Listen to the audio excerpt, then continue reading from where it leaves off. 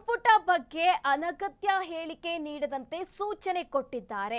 ಹುಬ್ಬಳ್ಳಿಯಲ್ಲಿ ಶಾಸಕ ಎನ್ಎಚ್ ಕೋನರೆಡ್ಡಿ ಹೇಳಿಕೆ ಕೊಟ್ಟಿದ್ದಾರೆ.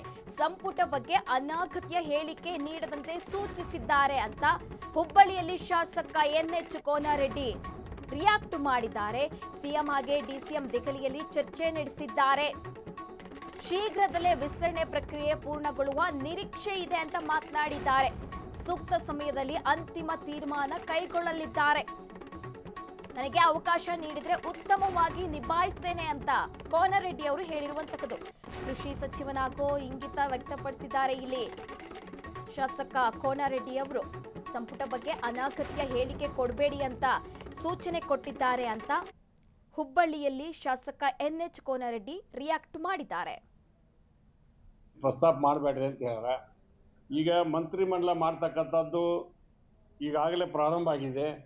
ಅದಕ್ಕೆ ಮುಖ್ಯಮಂತ್ರಿ ಸನ್ಮಾನ್ಯ ಡಿ ಕೆ ಶಿವಕುಮಾರ್ ಸಾಹೇಬರು, ಸಿದ್ದರಾಮಯ್ಯ ಸಾಹೇಬರು ಬೆಂಗಳೂರಿಗೆ ಹೋಗಿ ರಾಹುಲ್ ಗಾಂಧಿ ಸಾಹೇಬ್ರು ಭೇಟಿ ಬಂದ ನಂತರ ಮಲ್ಲಿಕಾರ್ಜುನ್ ಖರ್ಗೆ ಸಾಹೇಬರು, ಸುರ್ಜೇವಾಲಾ ಸಾಹೇಬರು ಮತ್ತು ನಮ್ಮ ವೇಣುಗೋಪಾಲ್ ಕೂತ್ಕೊಂಡು ಚರ್ಚೆ ಮಾಡ್ತಾರೆ.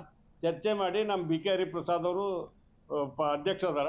ಎಲ್ಲರೂ ಕೂತ್ಕೊಂಡು ಒಂದು ತೀರ್ಮಾನ ಮಾಡಿ ಒಳ್ಳೆ ರಿಸಲ್ಟ್ ಕೊಡ್ತಕ್ಕಂಥದ್ದು. ಆಮೇಲೆ ನಮ್ಮ ಜಿಲ್ಲೆಯಲ್ಲಿ ನಾನಂತೂ ಭಾಳ ಸ್ಪಷ್ಟವಾಗಿ ಹೇಳೀನಿ, ನಮ್ಮ ಜಿಲ್ಲೆಯಲ್ಲಿ ಸಂತೋಷ್ ಲಾಡ್ರ್ ಆಗಲಿ, ಪ್ರಸಾದ್ ಅಬ್ಬಯ್ಯವರಾಗಲಿ, ನಾನಾಗಲಿ, ನಾವು 3 ಮಂದಿ ಒಕ್ಕಟ್ಟಿದ್ವಿ. ನಮ್ಮಲ್ಲಿ ಯಾವುದೂ ಡಿಫ್ರೆನ್ಸ್ ಇಲ್ಲ. ಸಮಯ ಸಂದರ್ಭ ಬಂದರೆ ಒಂದು ರೈತ ಕೊಟ್ಟದಾಗ ನನಗೆ ಬಂದ್ರೆ ಮಾಡ್ರಿ ಅಂತ ನಾನು ಕೂಡ ಮನವಿ ಮಾಡಿ ಬಂದೀನಿ. ಅವ್ರು ಕೊಟ್ಟರೆ ಒಳ್ಳೆ ರೀತಿಯಿಂದಾಗಿ ಒಬ್ಬ ಸಚಿವನಾಗಿ ಕೆಲಸ ಮಾಡ್ತಕ್ಕಂಥ ವ್ಯವಸ್ಥೆಯಲ್ಲಿ ನಾನು ಕೆಲಸವನ್ನು ಮಾಡ್ತೇನೆ. ಯಾರು ಶಾಸಕರು ನೀವು ಪ್ರಸ್ತಾಪ ಮಾಡಬೇಡ್ರಿ ಅಂತ